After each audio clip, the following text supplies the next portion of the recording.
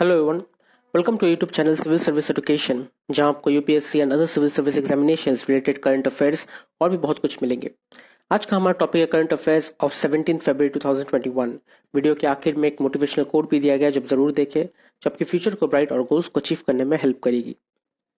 पहला point, India China pull back troops from Pangong. With the withdrawal of tanks from the forward areas of the south bank of Pangong Tso Lake completed, India and China have started pulling back troops in large numbers from the north and south banks and also restoring land that was dug up during the heavy build-up of defense last year. So, Pangong Tso lake के पास से जो tanks remove कर दी गई थी, withdraw कर दी गई थी, उसके बाद ही जितने भी ट्रूप थे, जितने भी आर्मी थी, उन लोगों को भी वहां से हटा दिया गया, उन लोगों को भी पीछे विड्रॉ कर लिया गया। और जहां पे मिट्टी खोदी गई थी डिफेंस बनाने के लिए, सिस्टम बनाने के लिए, वो सबको भी फिर से भर दिया गया और फिर से पूरा पहले जैसा रिस्टोर कर दिया गया। Videos released by the army on Tuesday show the People's Liberation Army troops dismantling tents, bunkers, and moving equipments in vehicles. So, Indian army की तरफ से एक वीडियो लॉन्च किया गया था जिसमें देखा गया कि पीपल्स लिबरेशन आर्मी मतलब चाइना की आर्मी अपना जो टेंट है, बंकर्स है, वो सबको डिसमेंटल कर रही है, वो सबको तोड़ रही है और अपने इक्विपमेंट को गाड़ी में रख के सब डिसएंगेजमेंट कर रही है। Infantry troops can be seen moving out on foot as well as long convoys of vehicles with stores and troops as part of the disengagement agreement. So border से दोनों ही पक्ष के ट्रूप्स लोग डिसएंगेज कर लिया और दोनों अपने अपने रास्ते की तरफ चले गए। 4 cases of South Africa variant of virus found. 4 cases of the South Africa variant of SARS-CoV-2 virus and 1 case of the Brazil variant had been detected in the country, the health ministry said on Tuesday. South Africa के South Africa variant के चार case, South Africa variant virus variant के 4 case और Brazil की एक variant case India में locate की गई है।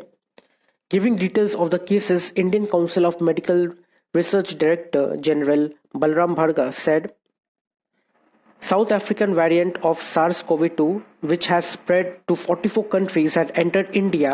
The strain has been detected in 4 different returnees this past month. So, south Africa का जो वेरिएंट है वायरस का, वो इन 44 कंट्रीज में फैल चुका है और इंडिया में भी एंटर कर चुका है। इंडिया में चार जन को हुआ है इंडिया में अब तक, और ये 4 जन साउथ अफ्रीका से आए हुए हैं, जैसे एक अंगोला से, एक तंजानिया से और 2 साउथ अफ्रीका से। All travelers has been tested, quarantined and ICMR NIV is attempted to isolate and culture the South Africa variant. So इन चारों को ही टेस्ट किया गया था, क्वारंटाइन में रखा गया और इनके ऊपर इनको आइसोलेशन में रखा गया और इनका जो वेरिएंट है उसके ऊपर टेस्ट भी किया जाएगा कि ये किस टाइप का वेरिएंट है, ये क्या ये यूके वेरिएंट से भी ज्यादा खतरनाक है या नहीं, वो सब के बारे में भी देखा जाएगा। Next, Oxford jab gets WHO green light. The World Health Organization late on Monday night listed 2 versions of the AstraZeneca Oxford COVID-19 vaccine for emergency use, given the green light for them to be rolled out globally through COVAX. So, World Health Organization ने AstraZeneca Oxford कोविड-19 vaccine को green light दे दिया है। उनकी जो 2 version है उनको green light दे दिया कि आप लोग कोवैक्स को ग्लोबली यूज कर सकते हैं। The vaccine are produced by AstraZeneca, SK Bio, Republic of South Korea and Serum Institute of India SII। सो ये vaccine AstraZeneca, Republic of Korea and Serum Institute of India की तरफ से produce की गई है। Next, explain action taken on OTTs, Supreme Court tells government.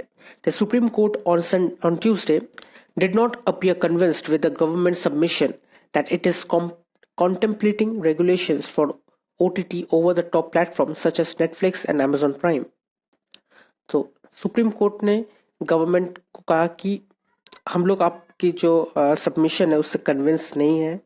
हम लोग आप लोग जो कह रहे हैं कि OTT प्लेटफॉर्म्स जो है नेटफ्लिक्स, अमेजॉन प्राइम, उनके ऊपर रेगुलेशंस लगाई जाएगी, कंटेम्पलेटिंग किया जाएगा। सो इस इस चीज से हम लोग अभी कन्विंस्ड नहीं है। The court issued notice on a plea filed by advocate Shashank Shekhar Jha and Apurva Adhathiya seeking a proper board institution association for monitoring and managing the content of different OTT streaming and digital media platform. So Shashank Shekhar Jha और अपूर्वा अपूर्वा अढ़ाटिया ने जो file किया था, notice file की गई थी उनकी तरफ से कि एक प्रॉपर बोर्ड या फिर इंस्टीट्यूशन या फिर एसोसिएशन बनाना पड़ेगा जो ये सब ओटीटी या स्ट्रीमिंग प्लेटफॉर्म में जो भी कंटेंट स्ट्रीम किया जाएगा या कंटेंट अपलोड किया जाएगा वो सबको मॉनिटर किया करेगा और मैनेज करेगा। तो वैसा एक बोर्ड, इंस्टीट्यूशन या एसोसिएशन जरूरत है। तो कोर्ट ने उनको भी नोटिस इशू की और गवर्नमेंट से कहा कि आपने जो सबमिशन किया है वो उससे हम लोग कन्विंस्ड नहीं है। Next, sedition law can't be used to quell disquiet. Charges of sedition cannot be invoked to quieten the disquiet under the pretense of muzzling the miscreants. So, Delhi court के एक्स जज ने ये कहा कि कुछ जो एडिशनल जज थे उन्होंने कहा कि जो बोलते हैं, जो प्रोटेस्ट करते हैं, उनको हम लोग क्वाइट नहीं कर सकते, उनको हम चुप नहीं करा सकते। जो गलत चीज जो हो रही है, जो लोग गलत काम कर रहे हैं, अगर उनके अगेंस्ट किसी ने कहा और वो जो गलत काम कर रहे हैं वो भी पावर में है और पावर में होने के बावजूद उनके अगेंस्ट कोई कह रहा है, उनके अगेंस्ट कोई प्रोटेस्ट कर रहा है, तो हम उस इंसान को चुप नहीं करा सकते, क्योंकि ये उनका अधिकार है, ये उनका राइट है, बोलने का राइट टू स्पीच है। जैसे गवर्नमेंट कह रही है कि हमारा राइट टू स्पीच है ट्विटर को, वैसे ही इन सब इंसानों का भी राइट टू स्पीच है गवर्नमेंट को क्रिटिसाइज करने का। अब ये डिपेंड करता है कोर्ट के ऊपर, गवर्नमेंट के ऊपर कि वो इनकी बातों पे अग्री करे या ना करे, लेकिन उनका हक बनता है कहने का, आप उससे डायरेक्टली अरेस्ट नहीं कर सकते। So, a Delhi court observed while granting bail to a 21-year-old laborer. So, 21-year-old laborer को अरेस्ट किया गया था because he posted a fake video on Facebook about the Delhi police on the farmers agitation. तो वो youth को इसलिए arrest किया गया था क्योंकि कहा गया था कि वो एक फेक वीडियो पोस्ट किया था दिल्ली पुलिस के बारे में जो फार्मर्स के ऊपर अत्याचार कर रही थी। तो दिल्ली कोर्ट ने उसे बेल दे दिया कि कहा कि उसने जो पोस्ट किया था उससे कोई भी वायलेंस क्रिएट नहीं हो रही है, उसमें कोई भी इंस्टिगेशन, इंसाइटमेंट नहीं देखा गया है, वो ऐसा कोई वीडियो नहीं था कि किसी को कोई हार्म हो रहा हो, वो फेक भी नहीं था और वो कोई और चीज के बारे में था, लेकिन वो कोई हार्मफुल वीडियो नहीं था कि उसको अरेस्ट किया जाए। ऐसे बहुत सारे फेक न्यूज आते हैं जो हमारे जर्नलिस्ट, बड़े बड़े जर्नलिस्ट अपने न्यूज में शो करते हैं, न्यूज में दिखाते हैं, लेकिन उनको अरेस्ट नहीं किया जाता।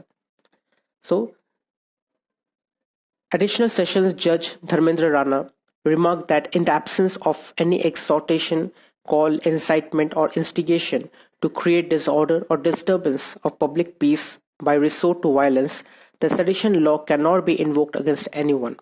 So जब तक वो एक वायलेंस की तरफ इशारा नहीं करते, जब तक वो पोस्ट कम्युनल वायलेंस नहीं बनाती या फिर कोई तरीके का वायलेंस या हेट नहीं क्रिएट कर रही है, तब तक उस पर हम लोग सेडिशन लॉ नहीं लगा सकते, क्योंकि हर एक को कहने का हक है, हर एक को बोलने का हक है। तो हम लोग इस तरह से जो कह रहे हैं उनको हम लोग चुप नहीं करा सकते, और स्पेशली जब वो कोई गलत काम करने वाले के अगेंस्ट कह रहा हो, तब तो और भी ज्यादा नहीं हम लोग चुप करा सकते। Next, toolkit content does not disclose sedition, ex-judge. Publicly available content of the toolkit, which led to arrest of 22-year-old climate activist Disha Ravi, does not disclose sedition, said the former Supreme Court Judge Justice Deepak Gupta. So, former Supreme Court Judge Justice Deepak Gupta ने कहा कि जो toolkit बनाया गया था कि उस toolkit में लिखा था कि फार्मर्स प्रोटेस्ट जो हो रही है उस पर हम लोग कैसे हेल्प कर सकते हैं और फार्मर्स के साथ हम लोग मिलके कैसे प्रोटेस्ट कर सकते हैं गवर्नमेंट के अगेंस्ट। ये टूल किट पब्लिकली अवेलेबल था। ये कंटेंट जो है टूल किट का ये पब्लिकली अवेलेबल था, लोग इसे पब्लिकली ढूंढ सकते थे।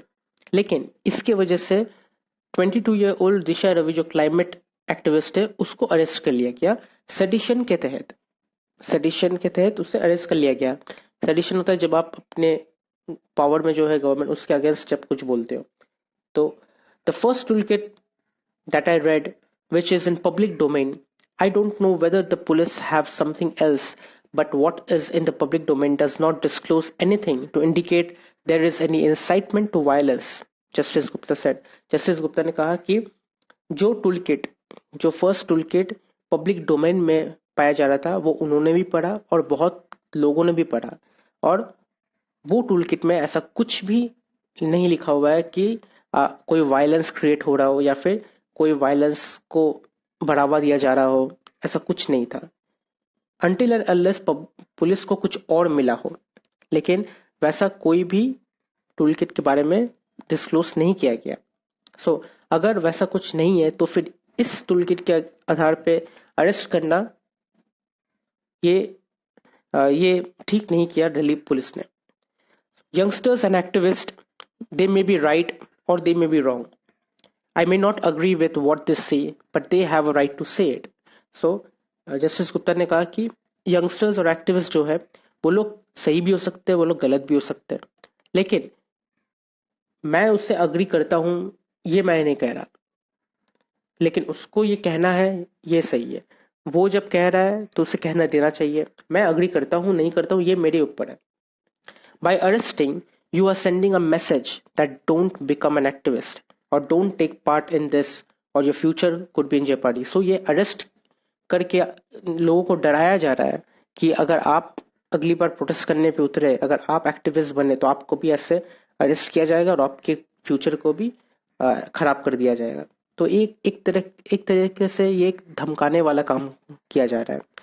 If you do that and succeed, then we will no longer be a democracy. We will not be the India which our founding fathers wanted it to be. Every voice should be heard. तो justice Gupta ने यही कहा कि अगर आप arrest कर लेते हो तो आप यही दिखा रहे हो कि आपको एक्टिविस्ट नहीं बनना चाहिए। जो एक समय पे महात्मा गांधी खुद एक एक्टिविस्ट थे, उन्होंने ब्रिटिश के अगेंस्ट अपने प्रोटेस्ट का, अपने मार्चिंग की, हर उनको अरेस्ट भी किया गया था, उनके ऊपर टॉर्चर भी किया गया था, लेकिन वो रुके नहीं थे। अगर जो ब्रिटिश किया वो सेम चीज अगर हम लोग करने लगे तो क्या ये डेमोक्रेसी रहेगा? नहीं, ये डेमोक्रेसी नहीं रहेगा। ये वो नहीं रहेगा जो हमारे फाउंडिंग फादर्स ने हमें सिखाया था। ये वो नहीं रहेगा, ये चेंज हो जाएगा। ये ब्रिटिश से कुछ कम नहीं होगा। तो जो एक्टिविस्ट है उनका अधिकार है कहने का, उनका राइट है बोलने का। Next, leopard population tracking gets new approach. Wildlife specialists have for long faced challenges estimating the density of leopards in areas where some of the spotted cats are melanistics or black. So wildlife specialist ने एक बहुत लंबे समय से एक challenge face कर रही थी कि लेपर्ड एक एरिया में कितने मिलते हैं, कितनी डेंसिटी होती है। सो फिलहाल वो जाके ट्रैक करने का एक नया अप्रोच मिल चुका है। Experts from 3 organizations, one of them Assam-based Aranyak, have come up with a system that helps in properly estimating the leopard population in areas sustaining a mix of roseate and melanistic individuals. So, Assam-based Aranyak, जो 3 organisation में से एक expert organisation है, उन्होंने एक system निकाला है जिसके आधार पे ये प्रॉपरली एस्टिमेट किया जा सकता है कि लेपर्ड पॉपुलेशन ये एरिया में कितना है, रोसेट कितना है और मेलानिस्टिक्स इंडिविजुअल्स कितने हैं।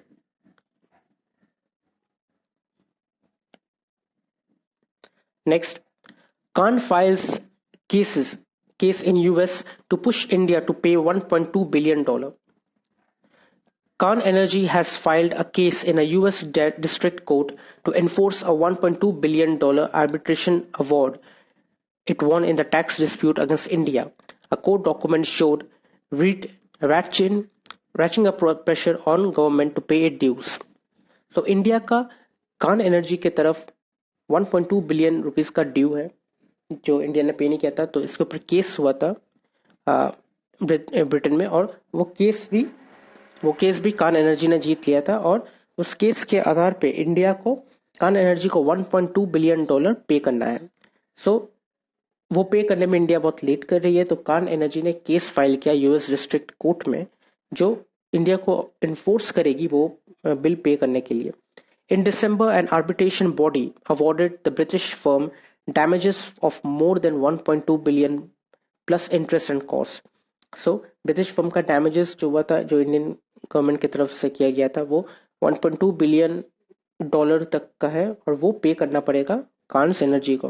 The tribunal ruled India breached an investment treaty with Britain and said New Delhi was liable to pay.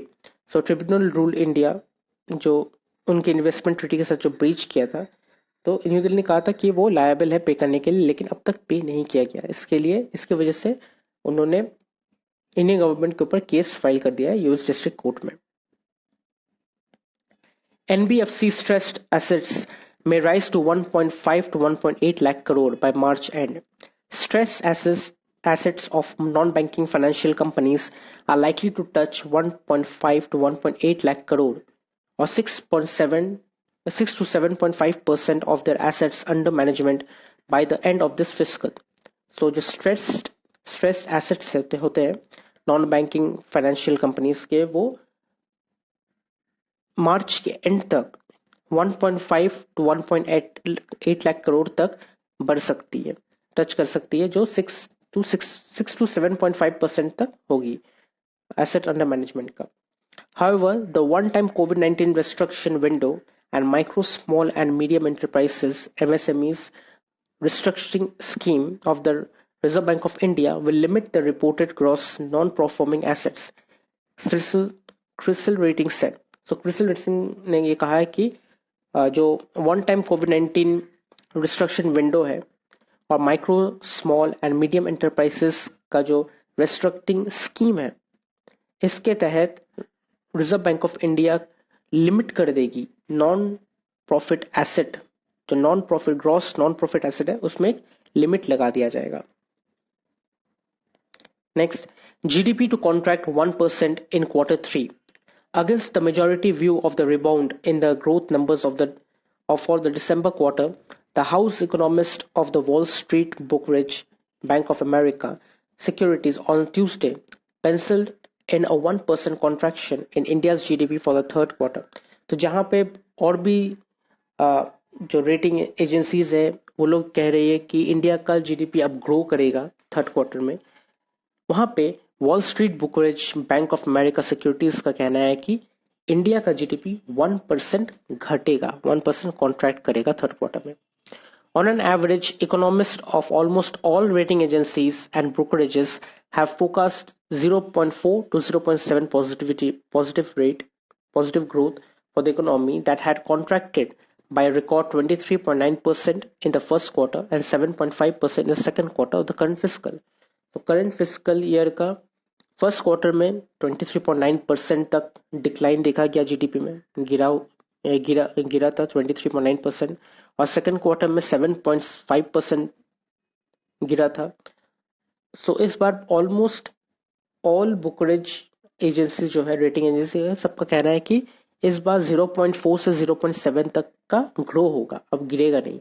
लेकिन wall street brokerage bank of America securities का कहना है कि 1% गिरेगा। Next, police file a second charge against सूची।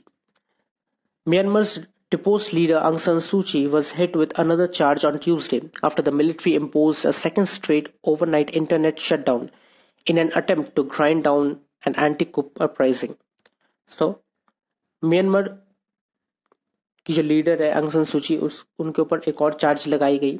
एक और charge लगाने के बाद मिलिट्री ने सेकेंड ओवरनाइट इंटरनेट शटडाउन कर दिया गया म्यांमार में, और इसलिए किया गया कि जो प्रोटेस्ट हो रही है, एंटी coup अपराइजिंग जो प्रोटेस्ट बढ़ रही है, वो और ज्यादा ना बढ़े, उससे रोक लगाई जाए। इसके लिए उन्होंने मिलिट्री ने सेकेंड नाइट भी इंटरनेट शटडाउन कर दिया। In the 2 weeks since the generals ousted Miss Suu Kyi and put the civilian leader under house arrest in the administrative capital Naypyidaw, big cities and isolated villages communities alike have been in an open revolt. So बड़े बड़े cities के लोग और villages जो है village खाली करके वो सिटीज में आ चुके हैं और वहां पे आके वो लोग रिवोल्ट कर रहे हैं, प्रोटेस्ट कर रहे हैं और ये कह रहे हैं कि उनकी जो लीडर है उनको रिलीज किया जाए। लेकिन अभी उनके ऊपर एक और चार्ज लगा दी गई है। सो नेक्स्ट देखा जाएगा कि म्यांमार के मिलिट्री क्या करती है और वर्ल्ड पॉलिटिशियंस क्या करते हैं। Next, Sri Lanka considering India's grant instead of China project. In an apparent bid to displace a Chinese company that had won the contract to install renewable energy system in 3 small islands of Jaffna Peninsula in northern Sri Lanka, India has offered a grant of $12 million to execute it, Colombo-based media reported. So, Chinese company को ये contract दिया गया था जो Jaffna peninsula में 3 छोटे छोटे island में रिन्यूएबल एनर्जी सिस्टम इंस्टॉल करी। लेकिन इंडिया ने एक ऑफर दिया $12 मिलियन का और उन्होंने कहा कि वो लोग वही सेम चीज वहां पे एग्जीक्यूट करेंगे। Sri Lanka minister of power Dullas Alahapperuma has recently said that government would consider India's proposal and that he would present a cabinet paper on the matter soon. So, Sri Lanka के मिनिस्टर ऑफ पावर ने कहा कि government ने decide किया कि वो India का proposal accept करेंगे, इंडिया का प्रपोजल कंसिडर करेंगे चाइनीज के ऊपर और इसके बारे में जो कैबिनेट पेपर्स होती है वो बहुत जल्दी प्रेजेंट कर दिया जाएगा। नेक्स्ट इज इंपॉर्टेंट डेज और 17 फरवरी का कोई भी इंपॉर्टेंट डे नहीं है। And last but not the least is today's quote और आज का मोटिवेशनल कोट है, positivity is a choice, the happiness of your life depends on the equality of your thoughts. Positivity आपका चॉइस है, आपको positive रहना है या आपको नेगेटिव रहना है, ये आपका चॉइस है। लेकिन the happiness of your life depends on the equality of your thought. आपके लाइफ की जो हैप्पीनेस है वो आपके थॉट के ऊपर डिपेंड करती है। अगर आप पॉजिटिव रहेंगे, आपका थॉट पॉजिटिव रहेगा तो आप बहुत खुश रहेंगे लाइफ में।